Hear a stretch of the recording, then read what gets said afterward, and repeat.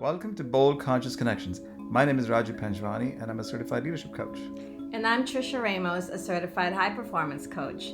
Together, we help business leaders redefine success on their terms to create more space and energy so that they live impactful lives. Everyone wants to be seen, heard, and understood. So, at a deeper level, we know that the collective consciousness is important to raise in this world, and leaders who are influencers can make that difference.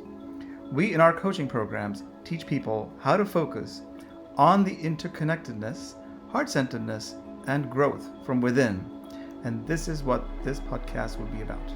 So stay tuned and subscribe to wherever you listen to podcasts. Talk to you very soon.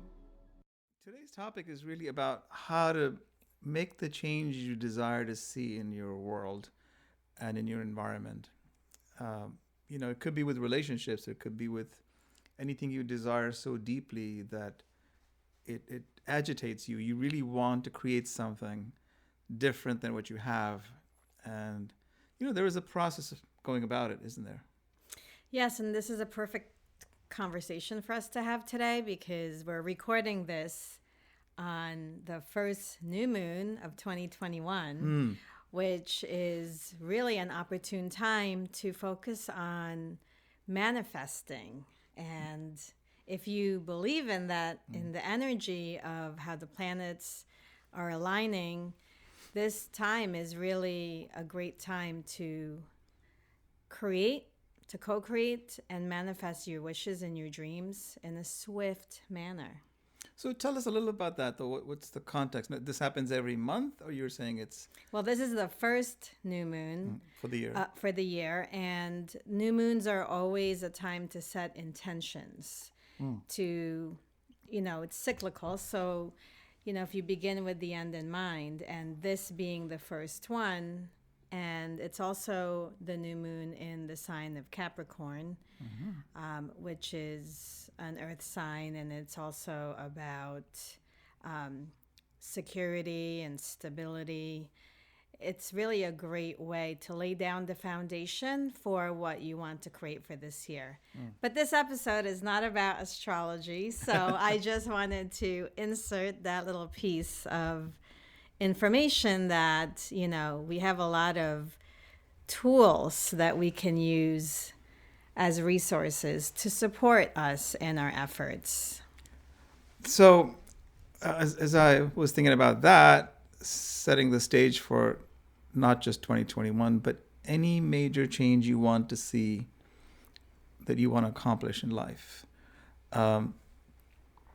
There is this very little tiny book called The Invisible Power. So I was inspired. I was reading that as to, is there a way to give our listeners a framework for how they could potentially use this very powerful, perhaps the timing of the year, like the new moon of, the first new moon of the year. And if you want to manifest something that's strongly, and the timing being the beginning of the year is perfect to do that, it could be that you have a tenuous situation in your life that's causing you, turbulence, and you really want to change. So really one of the first techniques is visualizing your desired outcome, right? You always say the end in mind, begin with the end in mind. So talk about a little bit about that. Well, I think it's so important to create from a place of desire versus creating from a place of resistance. And most of us are very clear on what we don't want, and we focus our energies on what we don't want. But when asked to explore what it is we really want, most people actually are not that sure. So if you can come to the other side of that conversation and actually allow yourself to use your imagination, to sit with yourself, to create a vision that is so compelling that you could feel it in your deepest cores of who you are, that you can actually feel the emotion of what you would feel like if this vision came into fruition. The benefit of doing that isn't so that you can get so clear on the vision. It's more so that you can emotionalize having achieved it. And the reason for that is what we want in life isn't typically the thing that we think we want, the package it comes in or the form it comes in. We're usually after an emotion of some sort. And so if we can get clear on what having the thing that we're desiring is going to allow us to feel, and we bypass the not having it at the moment, but we allow ourselves to feel it already. And in order to do that, you have to get clear on the vision so that you can feel it, sense it, taste it, touch it almost, right? Then what you're doing in the act of doing that is you're literally raising your frequency, you're raising your vibration, and you are embodying the essence of love, which really is what magnetizes people and situations to you. So it really could apply to just about anything in your life, right? So it is perhaps maybe the lack of feeling of prosperity or money. And if you operate from the feeling of lack, it's hard to bring about that feeling of emotion that sets you free, because you can't see that, because you're looking at your bank account, or you're looking at your bills, you're looking at all these other things. It could be relationships where you have a little situation with, perhaps your loved one that you're seeing it sort of going awry, and there's an imbalance there, and you want to bring about a change, but you just keep manifesting the same thing that causes more tension every day, and you can't even imagine the change that it could be. So ask somebody to imagine their new relationship that you haven't had yet. But what do you see? What do you see that ideal vision for that relationship, for example, for you to be? And it's very hard for people to articulate that, right? I mean, if you have a tough situation, let's say with your child, and it's a teenager or whatever it may be, how do I see this person's relationship changing with me? We always tend to say, well, he or she's doing it this way, and that's how it is, versus saying, okay, well, if I want to see something change in that, my interaction with them, it has to begin with me. It has to begin with, not with them. Because what they do is nothing to do with me. It has to do with me, right? Yes, and the trick to that really is believing that it's already done. Because when you're coming from a place of lack, when you're coming from this place of needing something because you're in the space that you don't have it, then already you're moving with that emotion or the feeling of separation. It's already, there's something broken about it already. It's not a holistic approach. But how do you see that? You're saying they're coming from a place of lack because they don't see that relationship, but don't they have to have a strong enough desire to see the change? You have to have a strong enough desire to see the change, and you actually have to raise your own energy, your own vibration, to be able to feel what it's like had the change already occurred. Because, like you said, the change comes from within and then it radiates out. And we can't ever change our partners, or we can't change, other people outside of us.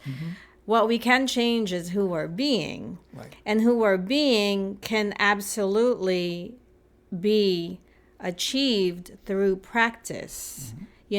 Through moment to moment, daily practice of deciding, first of all, that you're going to choose to imagine and feel better, and just being the essence of, well, who do you want to be with, right? Like if you think that this person is not treating you the way that you'd like to be treated, or something isn't fair, then ask yourself, what is it that you're not putting into the relationship, and what could you put in there now?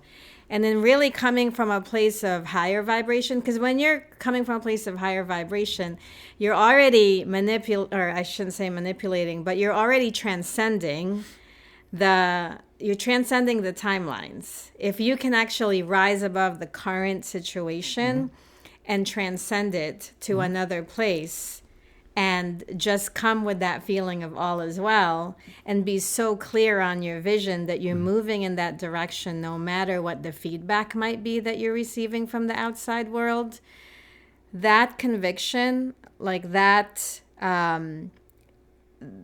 belief that, it all is well, allows you to then settle. And when you can settle and feel the higher level emotions, despite what somebody around you might be feeling, well, that's contagious, right?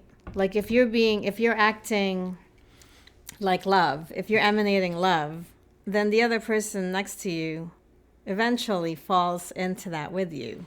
True. I just want to make it a little bit more practical. For instance, let's take a person like me and my child. I mean, that's just an example. Mother and son, father and daughter, whatever it may be, that you have an existing issue because from the past behavior and the past interactions, this relationship isn't feeling good to both parties. Mm-hmm. But yet, anytime you think you're going to make a change, or I want to make a change, Mm-hmm. what is the first thing that comes to mind?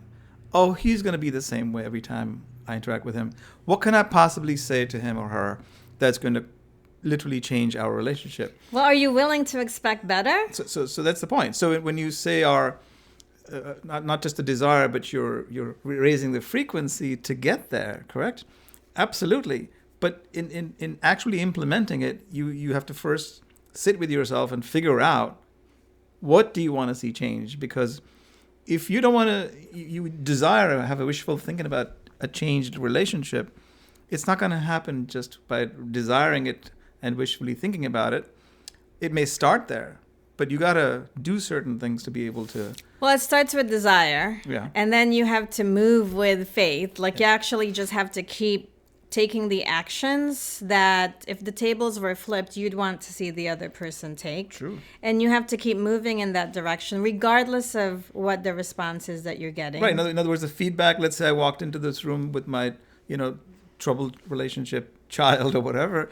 And if I now have a new desire to make this change, I'm still going to get initially the same feedback that I did in the past. Right. But I gotta move forward from that and say, okay, I'm being different deeply inside. Only then. Right. And just because you're choosing to be different doesn't mean you're going to overturn the nature of that relationship Right. in one conversation. Exactly. Yes. Can one conversation change the trajectory of any relationship? Absolutely. Mm-hmm. Is it guaranteed? No. You probably have to have a series of conversations because, when someone loses confidence in someone else, it takes time to be able to build that up and work through that. So I guess it's getting really clear on, what is the end result you're looking for? And then how are you using the power of your own words to nurture that relationship? Yeah. Are you being honest with the other person that you have this deep desire to transcend where you've been and you feel that you would like to create more depth moving forward? I think in relationships, especially the ones with people that are closest to us, there's a lot that remains unsaid that actually needs to be heard. Mm-hmm. And there is really this opportunity for, family members to take their ability to communicate to the next level. Mm-hmm. Because like I said, if there's something you're not saying and you feel like you wish you could say it, the flip side of that is someone wants to hear something they've never heard you say and they need to hear it. Mm-hmm. And so between the desire to want something to be better, the faith that you could actually expect something better, and then backing it up with your words that you choose to use to express yourself, and going along with that, the actions, your set of behaviors. Yes. Right? Because we can say the right things, but then when someone's not being authentic. Exactly. Right. And then I think that has the power to then work like alchemy, and it can transmute, any sort of energies, negative, unhealed wounds. You can actually change the nature of a relationship. And the flip side, let's say you already programmed yourself that the past will perpetrate again. Oh my God, this person never, no matter what I say, it's not gonna change anything. Well, if that's where you start from, then nothing's going to change.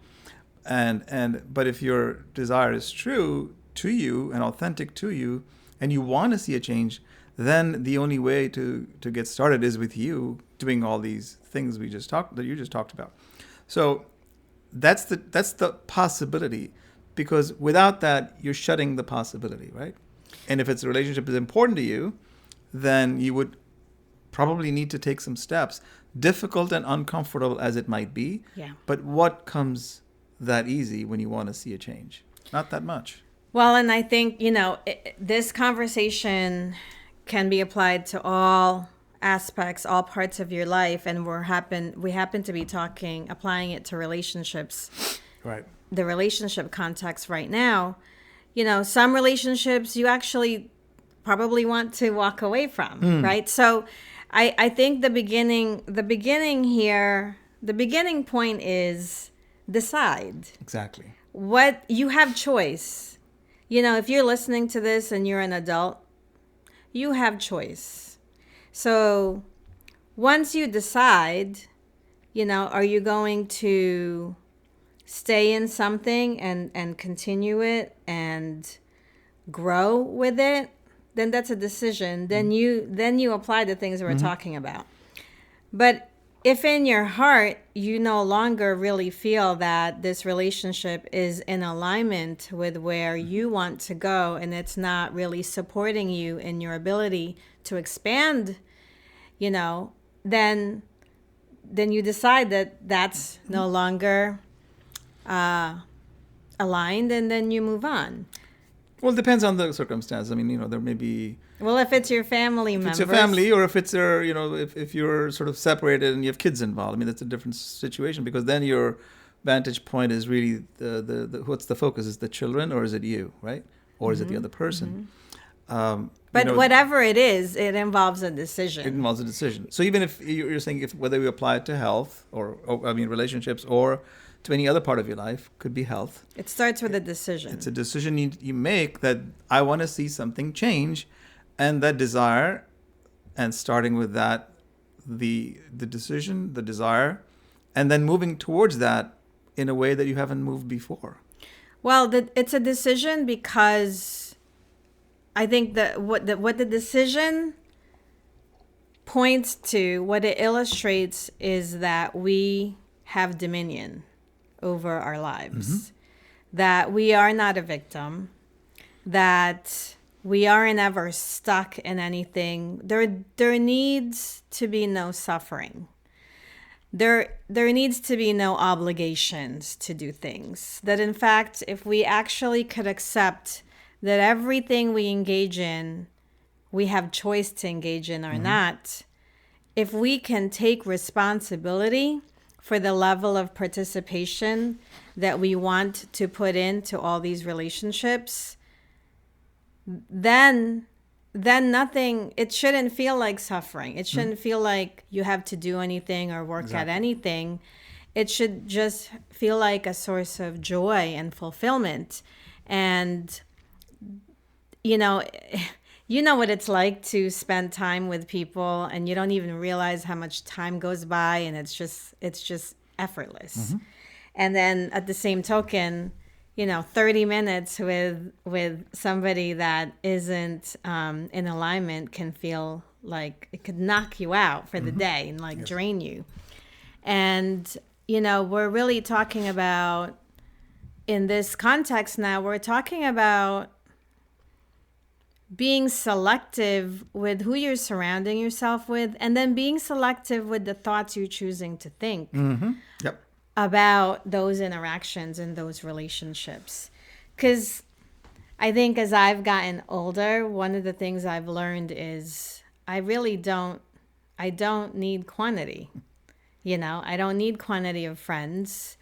I enjoy the quality of relationships that I have. And for me, at this time in my life, it's more about taking it to the depths.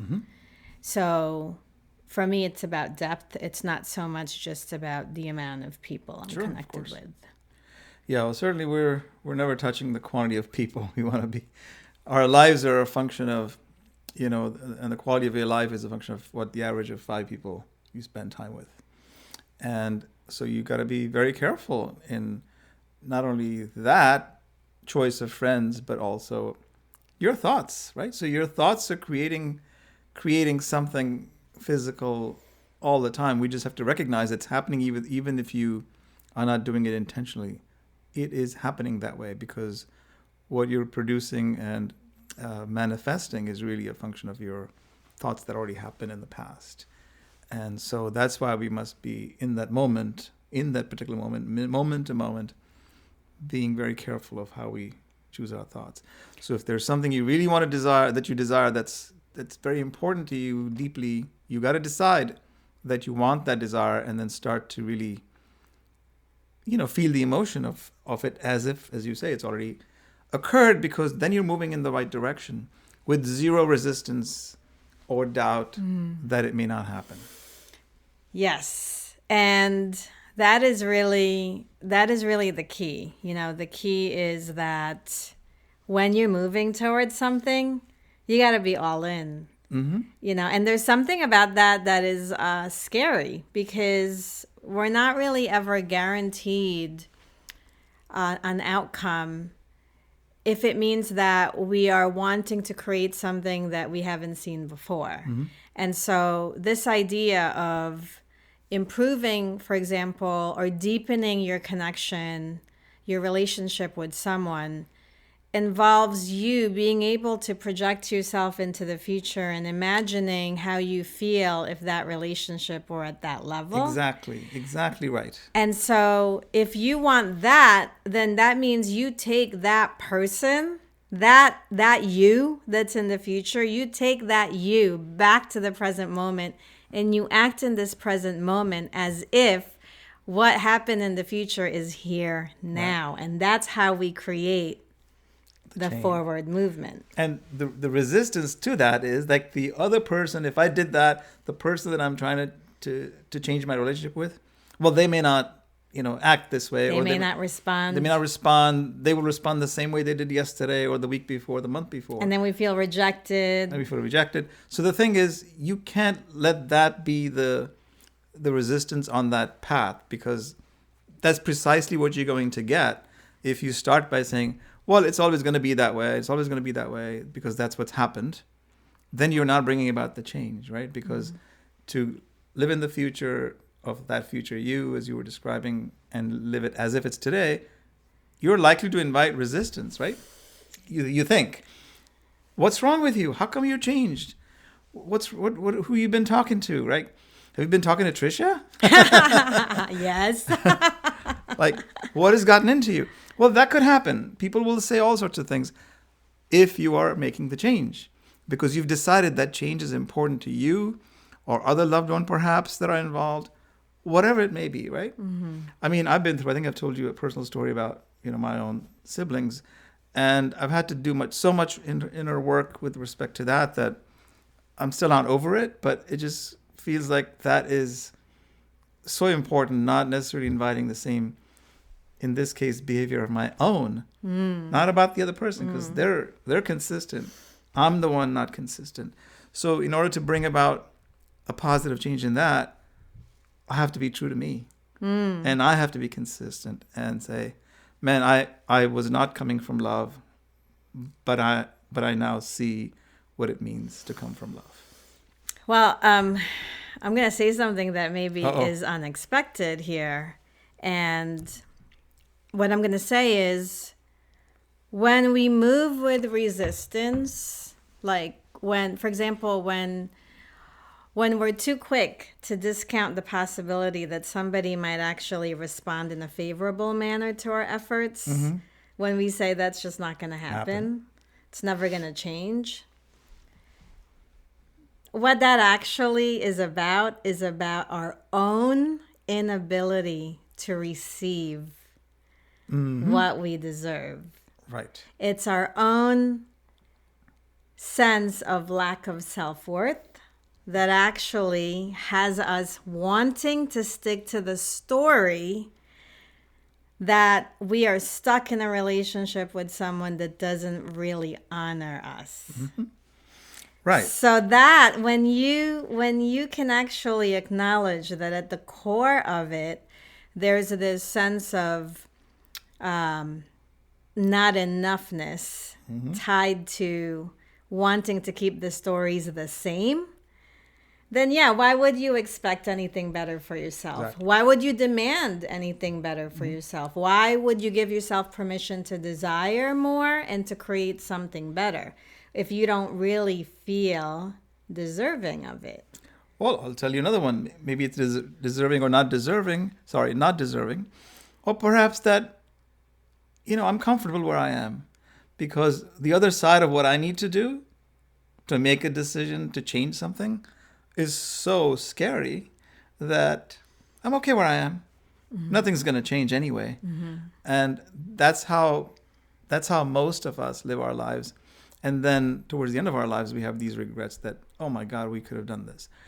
But it's just never too late. If you realize something that's very important to you and it's necessary for you to change because you believe you want to see there are other effects that are going to occur in your family and other close relationships, then I think you really want to find a way to desire that so strongly that even if it means it's difficult, you want to see the other side of it. Sure. And I could really quickly share. I mean, I was in that headspace for about 10 years. The relationship I'm talking about is the one I had with my job. Where I just kept talking myself into being happy with what I had and diminishing that little voice within that says, there's more. Don't you want to explore? Don't you want to grow? Don't you want to find? And you're capable of a lot more. Yeah. Where are you going to play small still? Yeah. And so I know what it's like to spend a long time, in my case, a decade, well, 8 years actually, of quieting that intuition, my inner voice, and then just going with the motions. I know what that's like.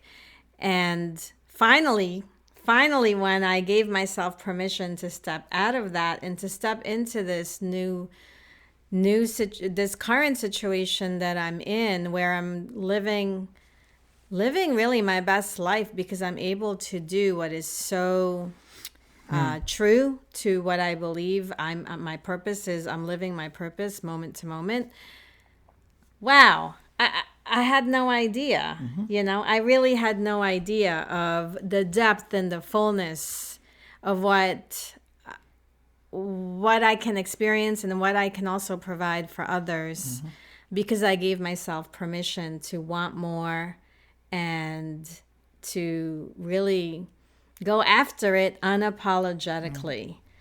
And you'll come into all kinds of obstacles and challenges and naysayers, and there'll be people that'll be happy for you, and there'll also be people that are just waiting in the sidelines telling you I told you so. And whenever you're out there creating something that you haven't done before, just be prepared that all kinds of voices are going to find their way to you, and you get to make your voice the loudest. You get to practice what it sounds like to be able to speak in the present moment, having already experienced your future, because that is the game changer. Otherwise, we're in the present moment perpetuating the past. So in the moment is important because in the moment is where we make decisions. And are you going to make a decision based on the past, or are you going to make a decision based on what you already have envisioned in the future? And if you've already envisioned it, it's real. Well, there are lots of personal stories. I can go through my divorce story. That would be another, you waited a decade to quit your job. I think I waited almost that long to be unhappy and to find myself to be free. And oh my God, I don't know. If you don't take that decision when your indicators are clear that you're stressed out and you're really, all the different imbalances that come from an emotional turbulence, then you got to really examine where you are and why you deserve that versus the other side. Well, and I think another topic we could pick up in another episode is the idea that there's no regrets either. We have no regrets. I know you don't. I don't. And what it is if you can actually raise your energy, your frequency to a level where everything that's ever happened in your past is actually something for you to be grateful for. When you can find something to appreciate about every challenge you've experienced, when you see that all of those events led you to where you are today and prepared you for what you're ready for now, when you can take all that in the whole and love every single moment of it, then you're manifesting at another level, because then you realize it's all happening. It's all happening for our grand design, for our divine template, let's say. So that'll be another episode. About no regrets and loving everything that's happening to you and not being a victim. Yes. Well, so thanks for being with us. Sorry. I'm stumbling over my words. Oh my God. All right. Well, thanks for listening in, and you know where to find us. Definitely on the next episode. We don't know what's coming next, but we'll have some guests on the podcast soon. You can hear from them too about all that we talk about with leaders in this interconnected world. Awesome. Thank you. Take care. We hope you enjoyed today's episode, and if so, make sure to subscribe, download, and share it with your sphere of influence. We bring a variety of topics to you, and it's like a masterclass for those topics, and it's all free. So take a screenshot, share it on your social media, and add the hashtag #BoldConsciousConnections so that we can find you, see you, maybe say hello. And if you want to deep dive into some of the topics that we bring to you, find us at www.livemasterminds.com and get to know us. Take care.